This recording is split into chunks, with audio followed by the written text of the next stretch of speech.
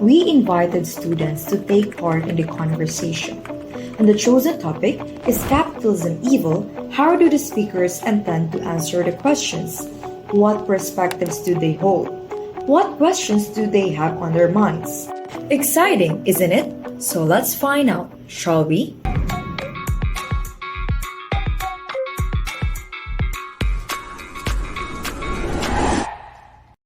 Can I ask for your name? My name is Sean.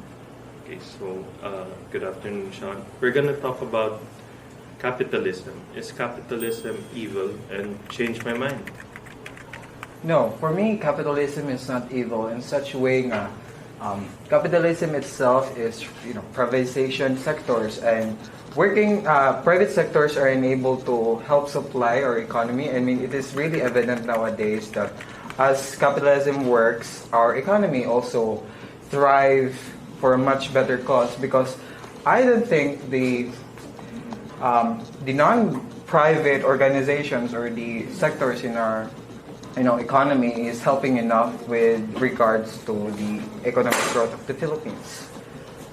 So, how do we consider the people on the streets, the poor? Isn't capitalism a bit too focused on the privilege? Well, they're not so focused with the privilege, because there are, capitalism sectors, private sectors who are enabled to help with the poor. And I don't think it is not just about the capitalism itself, the problem. The problem is as a whole. How does capitalism help people in general? So I don't have any such stories or behind the value exactly about that, but in a common sense, in my common sense, I guess there are private sectors, like a few of them probably existing over there that help with the less privileged people and the poor. And I remember we are located in that area. In my area particularly. So my uncle is a pastor over there, and he has enough funds for him to have a little more like an event or a feeding program with the barangay itself to feed with those unprivileged people or the poor, especially the 𝙘𝙤𝙤, which is located in our place. Since you talked about a feeding program, isn't that also a result of capitalism? That's why we have to feed people. Not necessarily, because feeding program itself has the intention of not being evil.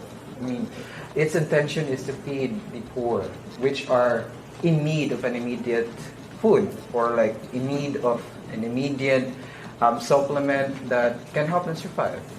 Do you think that the poor is a product, or poverty is a product of capitalism? No, I do believe poor is a result of a poor mindset. For me, poor is, the label poor is something that we should debunk a lot of times. They are classified as poor who felt themselves as rich in so many forms. Poor is equate to the amount of wealth that you have, and I guess it's not necessarily the capitalism at its core. Para nimo, why is capitalism evil? I would have to say no, kuya. Why man? So capitalism is a system, and it is an ideology, and I don't think na any system or any ideology was created to be evil. Capitalism was created to serve a purpose in a societal context. And so, para sa ko, capitalism enables nations to be competitive economically. So makakompete siya with other nations pod, and then in turn mo boost ang GDP sa isa ka country, and that's also the reason why that's also the reason why dili ko makaingon na capitalism is evil, naamgod siya kanang nasa pros bitaw that really serve its purpose pod sa society. So you said that capitalism isn't necessarily evil. However, I would think that it has some inherent evil in it, since na siya yung mga byproduct that are not necessarily good for the people. So, what do you think of that? Ay, pwede ko mag-ask, unsa ni mga byproducts? So, poverty. Poverty. We have the privatization of ideas such as copyright, patenting.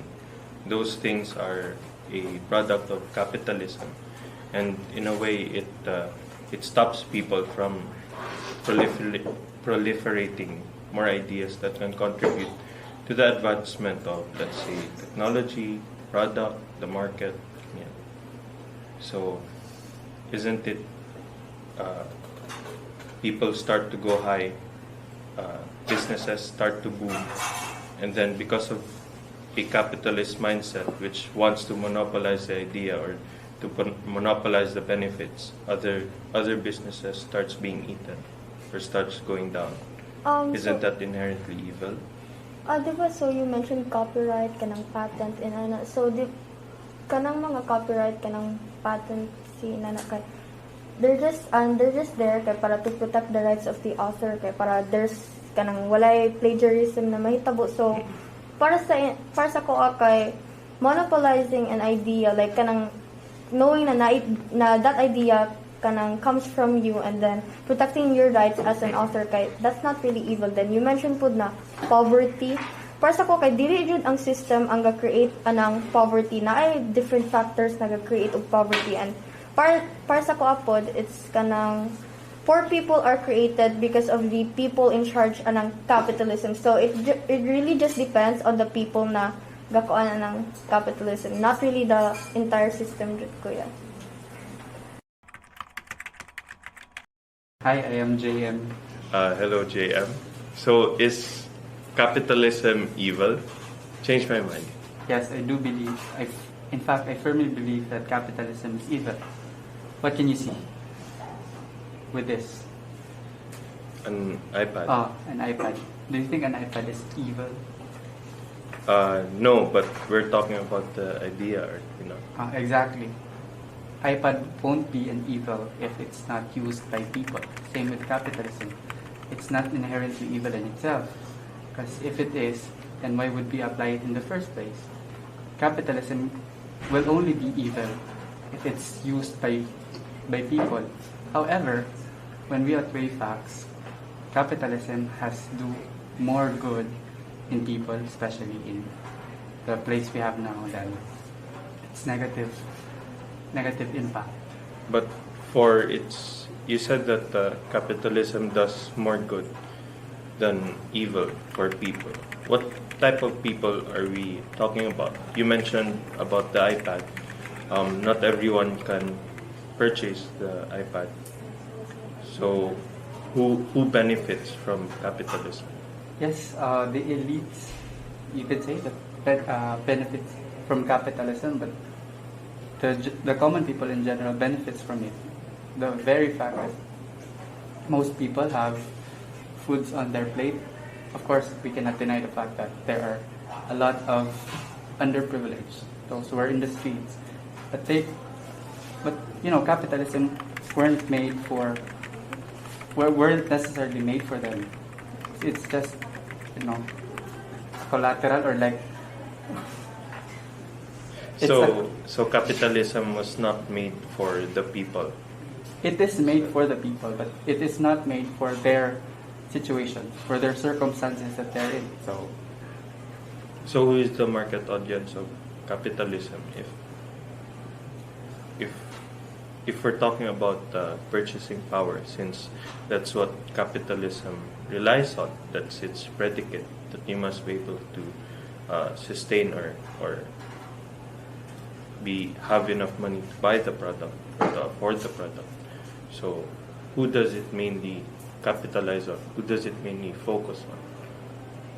Doesn't it not help the poor? If we're talking about goods, then don't the goods only go to the ones who can afford it?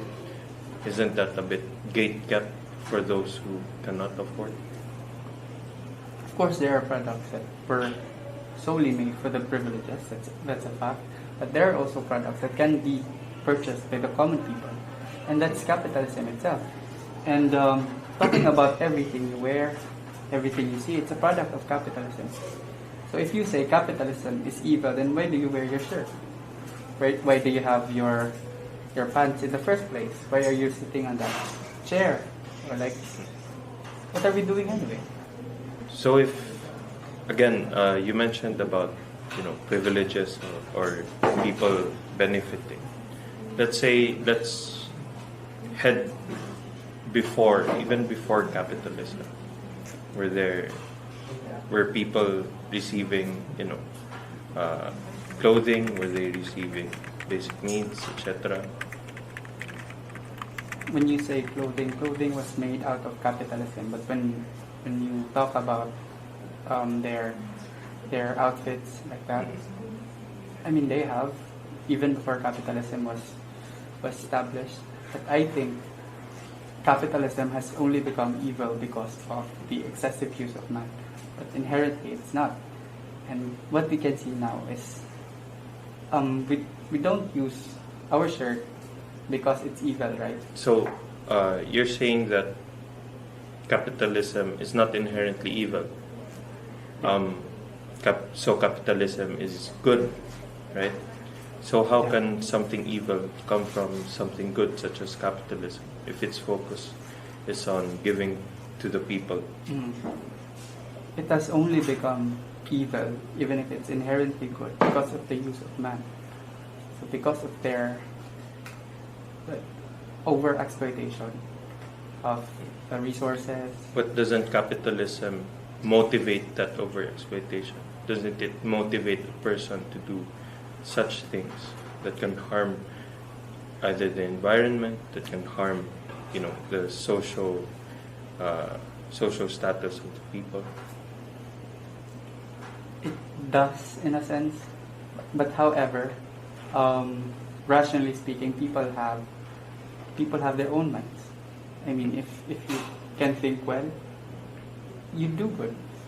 It's not about capitalism. It's about being able to think clearly without really oppressing, without over-exploiting things that is detrimental to everyone.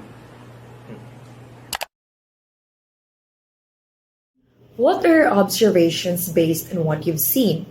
You've probably noticed that there was a dialogue going on. A series of questions were raised and speakers were encouraged to respond based on their ability to reason out and create meaningful arguments. What you have witnessed was a manifestation of the Socratic method. The Socratic method is a time-honored approach, one that its originator Socrates himself employed. What is this method all about, and how can it be applied in the field of education? The Socratic method is a dialogue between the teacher and the students that is sparked by the teacher's persistent probing question in an effort to uncover the underlying assumptions that inform the students' thoughts and opinions. It is one of the most traditional and effective methods teachers can employ to encourage critical thinking in their learners. Its instruction is typically about broadening the student's mind through queries and discourse rather than just telling. By demonstrating to students how to spot an argument's flaws, it fosters critical thinking abilities. They can then strategize the argument at a higher level once they have determined what makes an argument weak. The Socratic method can be applied in a variety of contexts, including informal discussions with students to help them come up with ideas for a topic, similar to the social experiment we recently documented.